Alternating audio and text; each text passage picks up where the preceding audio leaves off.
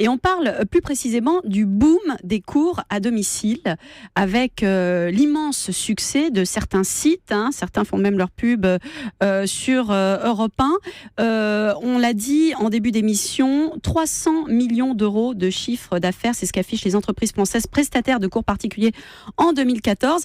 Alors, est-ce que ça veut dire qu'il y a une école à deux vitesses, Valérie Marty? D'un côté, ceux qui ont les moyens de se payer des cours et de l'autre, ceux qui ne les ont pas. Oui, un petit peu, oui, effectivement. Il y a effectivement beaucoup de familles qui ont recours parce qu'ils sont anxieux, parce qu'ils ont des enfants qui ont des difficultés, parce qu'ils ne trouvent pas réponse à ce qu'ils ont besoin. Ils ont recours à toutes ces enseignes, cours particuliers, alors des grandes entreprises ou alors des profs. Les profs donnent des cours particuliers dans beaucoup d'établissements. Vous avez les petites annonces partout, il faut bien le dire.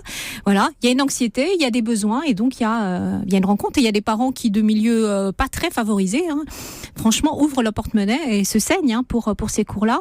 Alors parfois, avec bonheur, je dirais, ça marche. Et puis pour parfois, ça ne fonctionne pas forcément bien. Et ça met plus de pression et plus d'anxiété sur l'enfant qu'autre chose. Alors, comment se fait-il qu'il y ait de plus en plus de cours ? J'ai vu qu'on était les plus gros consommateurs de cours particuliers en Europe, Louise Touret. C'est ce que disait Valérie Marty, c'est le stress scolaire. Il faut savoir qu'en France, le fait d'obtenir un diplôme, un premier diplôme, compte pour beaucoup dans la suite de la carrière et même dans le destin tout court. On est un pays où le diplôme a une importance tellement démesurée qu'on commence à y penser à l'école élémentaire dès le CP. Les parents sont stressés. Il y a le chômage de masse. C'est pas le cas ailleurs. Ailleurs, il y a plus de formation continue, de formation professionnelle. Enfin, c'est un petit peu technique. Mais en France, si on intègre une grande école, on a sauvé son destin. Il se passera plus rien après. On est sur les bons rails.